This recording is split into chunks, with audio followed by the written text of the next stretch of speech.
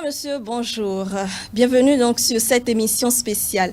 En ce début de semaine, nous marquons une escale, nous faisons donc une escale pour parler des droits des enfants. La promotion et la défense des droits des enfants apparaît comme une nécessité et de nombreuses dispositions sont élaborées pour donc les protéger les enfants. Nous avons par exemple la Convention des droits de l'enfant, la Charte africaine des droits et du bien-être de l'enfant et au Bénin, le Code de l'enfant.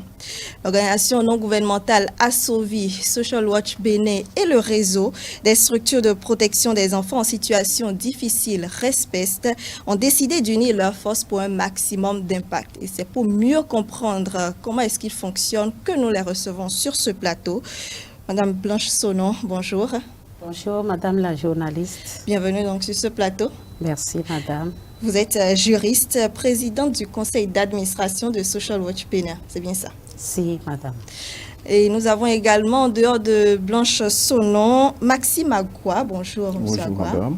Bienvenue sur le plateau. Merci. Alors, vous êtes expert en gouvernance publique et en gestion, axé sur les résultats. Et au niveau de RESPEST Bénin, vous êtes chargé du projet. Absolument. Très bien. Alors, je reste déjà avec vous pour entamer cette émission, mieux comprendre un peu la notion de l'enfant. Est-ce qu'on peut se limiter à la définition de savoir que c'est juste une personne qui a moins de 18 ans? Absolument. Un enfant, c'est, au terme des dispositions légales, bien sûr, c'est un enfant qui a moins de 18 ans. D'accord. OK. Le Code de l'enfant du Bénin clairement le dit. Très bien. Et au niveau des droits de l'enfant, c'est quoi en réalité?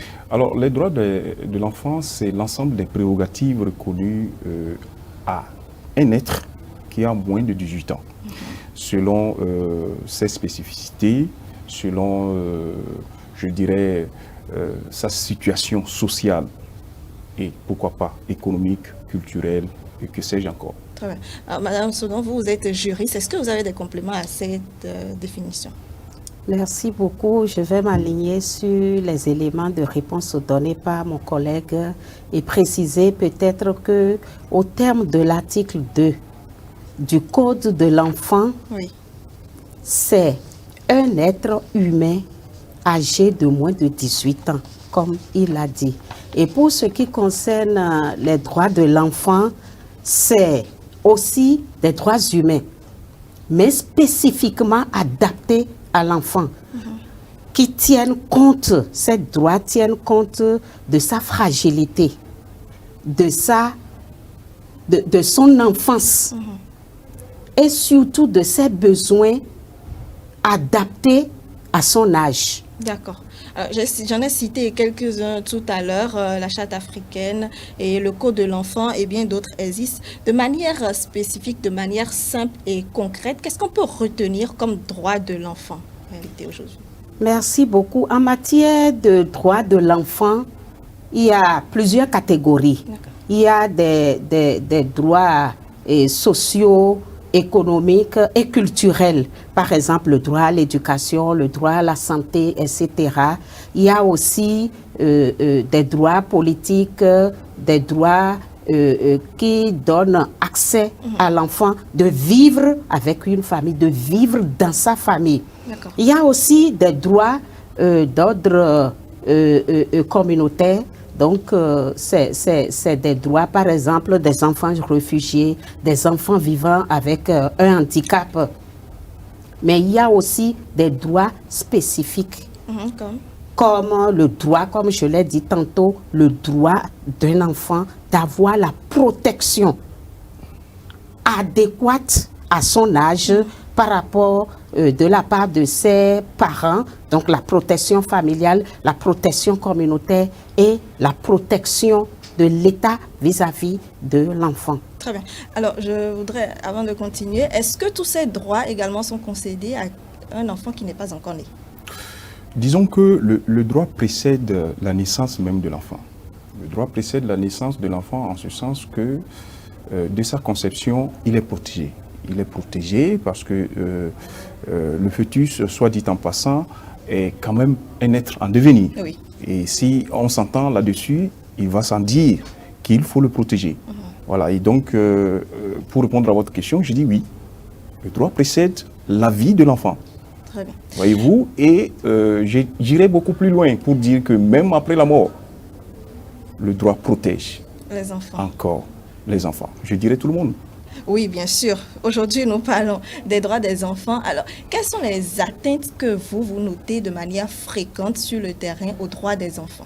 Je dirais, au regard de ce qui nous est rapporté, c'est d'abord des brimades. Vous savez, l'enfant a d'abord droit à la vie. Et cette vie, on doit la protéger. Pour la plupart des temps, nous notons avec beaucoup d'amertume la mort dans l'âme que les enfants sont maltraités. Le phénomène de Vide-Omégon est connu de tout le monde. Il ne nous appartiendra pas ici de décrire ce que c'est, nous le savons. Nous avons aussi des violations qui sont dues au fait que les enfants, beaucoup chez nous, ne sont pas scolarisés. Jetez un coup d'œil. Donc le droit à l'éducation. Voilà, le droit à l'éducation. Allez faire un tour à Tantopa et vous verrez de quoi il est question. Alors, pour coller à l'actualité, vous avez des enfants aujourd'hui qui ont pris d'assaut nos rues pour vendre des bavettes, les masques en l'occurrence, avec tout ce qu'on peut imaginer comme conséquences néfastes sur leur vie. C'est une violation qui ne dit pas son nom. Et c'est pour nous l'occasion peut-être d'interpeller les parents. Les enfants ont leur place à l'école et auprès des parents, pas dans les rues. Très bien. Et quelles sont les actions que vous menez donc pour juguler, pour éviter tout cela? Vous existez depuis des années. Il y a quand même des avancées notoires qui doivent être notées donc, dans ce domaine. Merci beaucoup. Il y a bel et bien des progrès. Parce qu'il faut voir d'où nous avons quitté le statut traditionnel de l'enfant. L'enfant se définissait comme une personne qui ne parle pas. Mais aujourd'hui, convenez avec moi que les enfants parlent. Ils connaissent plus ou moins leurs droits. Mais le verre est toujours dans le fruit, comme vous l'avez dit, par les actions croisées des organisations de la société civile, du gouvernement, du Parlement, de l'État, avec l'accompagnement des partenaires au développement. Je crois que nous faisons assez de séances de sensibilisation, des séances de formation au fin de vulgariser les textes de loi qui protègent les enfants. Mais comme vous le savez, il y a un paradoxe en Afrique. L'enfant est le bijou du Béninois, de la Béninoise. Mais en matière de traitement, nous sommes à l'antipode de cette vertu. Qu'est-ce qui justifie cette difficile évolution, je vais dire? Oui, cette dialectique, ce contraste est lié d'abord à l'ignorance. D'abord à l'ignorance des textes de loi. C'est-à-dire que les tests ne sont pas encore allés vers tout le monde. Les monde. textes ne sont pas suffisamment connus et rigoureusement appliqués. En dehors de ça, il y a nos pesanteurs socioculturelles qui constituent un plomb pour la protection efficace des êtres vulnérables, fragiles que constituent nos enfants. Mais avec les efforts conjugués de la société civile, du gouvernement, du Parlement et du pouvoir judiciaire, je crois que nous faisons immobile à grands pas. Très bien. Monsieur, alors, elle a parlé tantôt des différentes atteintes aux droits des enfants. Vous en avez parlé également. Est-ce que vous pensez que ça pourra aboutir? Quel est l'objectif finalement du réseau qui protège les enfants en situation difficile? Parlant du RESPEST, le réseau des structures de protection des enfants en situation difficile, nous sommes dans des plaidoyers, nous sommes dans des sensibilisations. Soit dit en passant, le RESPEST est à l'avant-garde du vote de la loi 2015-08 du 8 décembre 2015 portant Code de l'enfant en République du Bénin. Par ailleurs, c'est toujours le RESPEST qui a poussé, je dirais, les autorités publiques à adopter un décret portant code et normes et standards des KPE, des centres d'accueil et de protection des enfants en République du Bénin. Nous implémentons des programmes, des projets de sensibilisation, elle l'a dit tantôt. Oui. il est important de retenir que on apprécie l'humanisme d'une communauté, d'une société à l'aune de l'importance qu'elle apporte à 3 couches de personnes, en l'occurrence les enfants, les personnes adultes et les vieillards, les personnes du 3e âge. Et donc, si nous voulons qu'on nous considère comme une communauté d'hommes, je dirais, humanistes, il est important, comme elle a dit, que nous prenions soin de nos bijoux, de nos enfants. L'enfant est le père de l'homme, il est l'avenir de la société. Je sais que vous avez décidé, Social Watch respecte également Assovi, de mener des actions ensemble pour un maximum d'impact. Mais avant, par rapport justement à toutes ces atteintes-là, quelles sont les conséquences en réalité? Est-ce que les populations sont réellement informées de ces conséquences? Quand vous voyez les enfants dans nos marchés, dans nos rues, comment est-ce que vous agissez vers ces personnes qui exploitent ces enfants-là? Merci beaucoup. Pour ce qui concerne le réseau Social Watch Bénin, nous intervenons dans plusieurs domaines en matière de gouvernance politique, gouvernance économique, gouvernance sociale et le genre, qui est transversal à toutes nos interventions. Et pour ce qui concerne le domaine de la gouvernance sociale, nous en faisons beaucoup. Oui, nous travaillons avec la direction générale du budget de l'État, parce que lorsqu'on parle de la défense et de la protection des droits humains en général, et plus spécifiquement des droits des enfants, c'est question de moyens. Il faudrait que le gouvernement mobilise les moyens nécessaires à travers la loi de finances publiques pour que ces droits humains soient protégés, et que les enfants aient un bien-être, un mieux-être. Et dans ce sens, nous faisons de plaidoyer des notes budgétaires pour montrer au cadre indiqué du ministère de l'économie et des finances que la ligne budgétaire affectée à des ministères sectoriels indiqués, santé, éducation, affaires sociales et microfinances et autres, doivent être révisés à la hausse. Et dans ce sens, à la suite de nos plaidoyers, nous avons pu quand même faire prévoir une ligne budgétaire santé communautaire dont bénéficient les enfants au niveau des communes, au niveau de toutes les communes du Bénin aujourd'hui, à travers les fonds FADEC. En dehors de ça, en matière éducative, nous faisons des sensibilisations de proximité. Impacter les parents, parce que reconnaissons-le,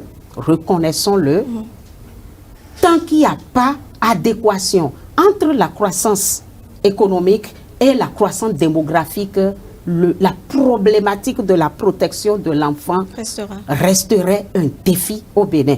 D'accord. Et c'est pourquoi nous sensibilisons les parents aux fins de parenté responsable. Très bien. Mais ensemble, cette fois-ci, avec Assovi, quelle stratégie vous avez mise en place pour l'objectif, pour atteindre un maximum d'objectifs? Je voudrais d'abord saluer le travail que fait Assovi pour la protection des enfants, en l'occurrence à Dantopa. Ils font un travail extraordinaire. Oui. Nous travaillons avec Assovi sur un certain nombre de projets, de sensibilisation contre la traite. Et soit dit en passant, Assovi fait partie du RESPEST. Le RESPEST, c'est un grand réseau, une association loi 2001. Nous existons depuis 2005, voyez-vous. Et je l'ai dit tantôt, nous sommes aussi bien dans des plaidoyers que dans des sensibilisations. Nous conduisons depuis un certain temps des plaidoyers en direction d'un certain nombre de communes à travers le pays pour justement amener les conseillers communaux, les maires en l'occurrence, à prévoir des lignes budgétaires en faveur des enfants dans les communes et selon les besoins spécifiques de ces enfants, de ces communes-là, justement. D'accord. Et l'initiative d'être ensemble date de quand et quels sont les résultats que vous avez déjà notés? Alors, nous avons enregistré un certain nombre de résultats mirifiques. Cette initiative de travailler ensemble date, je dirais, de près de 15 ans déjà. Et j'ai dit tantôt que les violations des droits des enfants connaissent, qu'on le veuille ou non, un certain nombre de reculs. Le phénomène de vidéomagon aujourd'hui, de plus en plus, est en train d'être dénoncé. Voyez-vous, au plan institutionnel, l'État met les moyens qu'il faut. Nous avons une ligne verte aujourd'hui. Il est important quand même de retenir que le premier protecteur de l'enfant, c'est d'abord la famille. Au plan institutionnel, c'est l'État. Et l'État a mis les moyens qu'il faut. Je dirais, nous avons aujourd'hui au Bénin la politique nationale de protection de l'enfant, assortie avec un plan d'action. Et autour de cette politique, nous avons des institutions, des centres de promotion et tout ça. Et tout autour de tout ce système, nous avons les associations de la société civile, en l'occurrence les réseaux, Assovi, Social Watch, tout ça, qui accompagnent la politique de protection des enfants. Très bien. Alors, je vais marquer une pause, si vous le permettez, pour suivre rapidement ce que fait Assovi aussi dans le cadre des enfants. Et nous allons revenir juste après pour en discuter.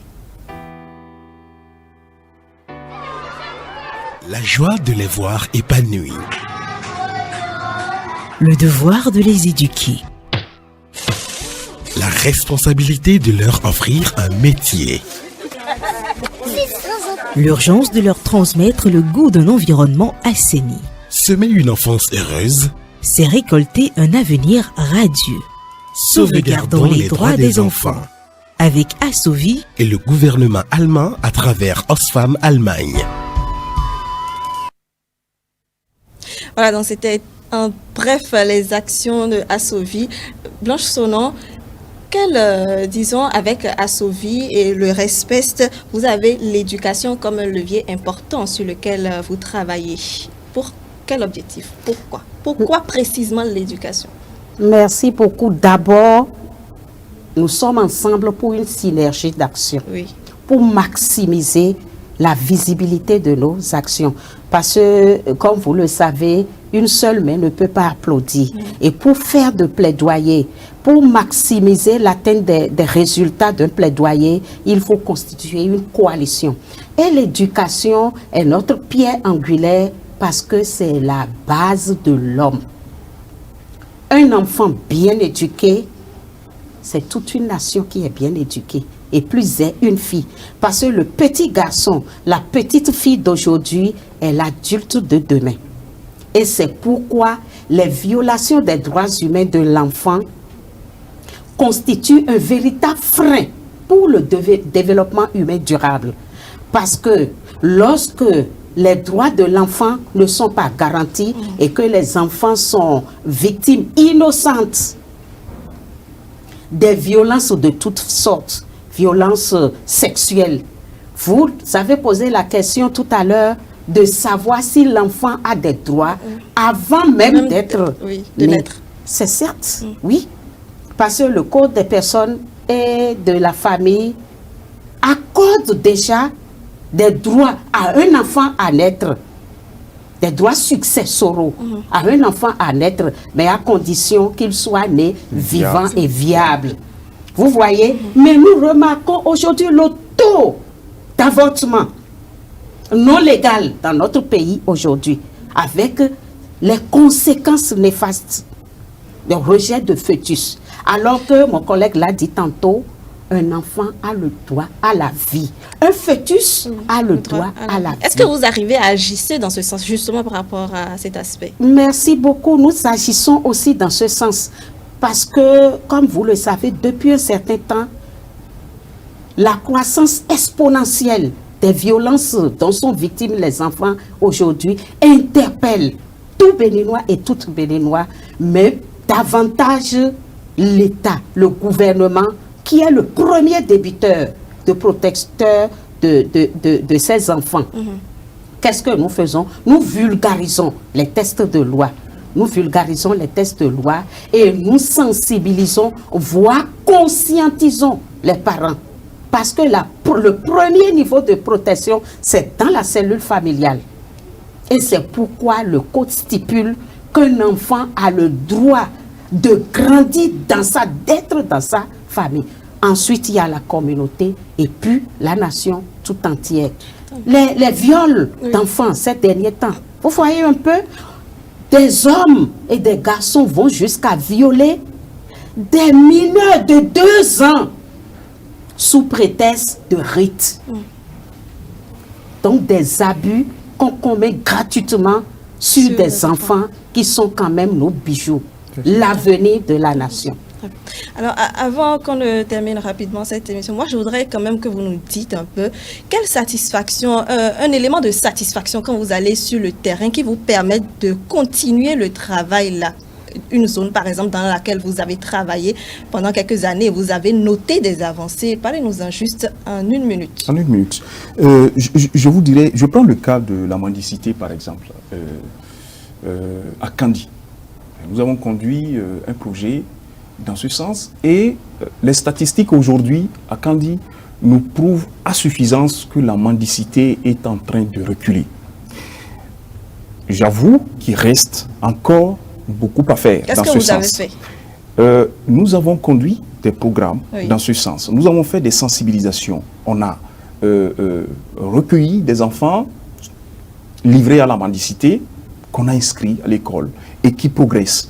Et quand vous avez les résultats, vous vous dites, bien, on n'est pas passé à côté d'avoir fait cette option-là. Madame? Merci bien. Pour ce qui concerne les prouesses, elles sont là dans le domaine de mariage d'enfants, qui systématiquement sont des formes de mariage forcé. Il y a eu 2 progrès. Je ne voudrais stigmatiser aucune zone. Mais constatez avec moi aujourd'hui que les enfants connaissent leurs droits en la matière. On les a formés, on les a coachés sur les 6 précurseurs, les 6 avant-gardistes de ce phénomène de mariage d'enfants qui est un mariage forcé. Et ces enfants ont accès, pour le minimum, on va le dire, à des outils de dénonciation. Et il y a des comités de veille installés partout. Si bien que, bien vrai, le verre est toujours dans le fruit, mais ça a régressé un temps soit peu. En matière aussi, nous avons parlé de mariage et précoce. Les mutilations génitales féminines. Regardez derrière. Regardez en arrière. Au Bénin, c'était un phénomène qui constituait même une fierté pour des filles et des femmes. Mais aujourd'hui, les filles et les femmes savent que c'est une violence sexuelle, physique et même psychologique. Et même ceux et celles qui pratiquent ce phénomène, ce déni de droits de l'enfant, ont compris que c'est un déni des droits de l'enfant et le phénomène regresse. Bien vrai qu'aujourd'hui, ça a pris une forme transfrontalière, mais les progrès sont quand même là. D'accord. Aujourd'hui, nous enseignons aux enfants à connaître leurs droits. Est-ce qu'on leur enseigne aussi, est-ce qu'ils sont dans la capacité de réclamer leurs droits? Merci beaucoup. On peut dire oui sans risque de se tromper. Comment? Parce qu'aujourd'hui, et c'est pourquoi permettez-moi de votre canal pour remercier, voire féliciter Assovi et les partenaires techniques et financiers qui les accompagnent. Parce que vous voyez, vous avez posé le problème aux collègues aussi, la problématique, je vais dire, des enfants vilogons. Mais reconnaissons aussi que très peu de parents sont responsables. Il y a beaucoup de parents biologiques, mais qui n'arrivent pas à protéger au sens intégré les enfants, si bien que nous voyons des enfants placés. Assovi les accompagne. Vous allez à Dantokpa là, des enfants qui certes sont dans des situations d'exploitation économique. C'est parce qu'ils ne connaissent pas leurs droits. Il y en a qui connaissent déjà leurs droits et qui sont coachés et qui ont la chance d'avoir accès à l'éducation alternative, la seconde chance, la dernière chance. Donc c'est un grand progrès. Très bien. Monsieur, oui. Est-ce qu'il y a un plaidoyer actuellement qui est en cours sur l'éducation? Qu'en est-il exactement? Bon, je dois dire aussi que l'éducation est un droit constitutionnel. Oui. Au-delà d'être un droit ordinaire, c'est un droit constitutionnel et le Code l'a clairement martelé, les enfants ont droit à une éducation formelle en bonne et du fort. Et ici et là, des projets sont implémentés en faveur des enfants pour leur éducation. Tout à l'heure, en parlant, j'ai évoqué le cas des enfants qui vendent des bavettes dans les rues. Nos enquêtes ont montré que la plupart d'entre eux, ce sont des enfants scolarisés. Alors du coup, je me dis, mais est-ce que les parents sont conscients des dangers auxquels ils exposent leurs enfants en les laissant faire cette activité, soit dit en passant, entre guillemets, économique, voyez-vous? Donc, est-ce que les enfants sont à même de réclamer leurs droits? Nous travaillons dans ce sens. Nous avons aujourd'hui les textes qui sont traduits, les textes qui portent sur la protection des enfants, qui sont traduits dans un langage enfantin. D'accord.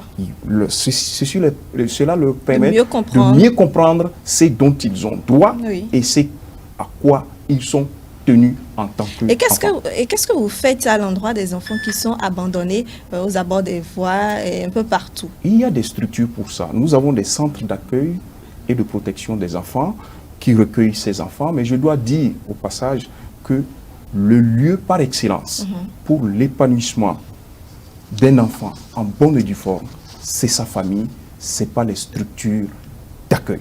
Très bien. Juste quelques mots pour finir. Oui, madame. Oui, 30 secondes.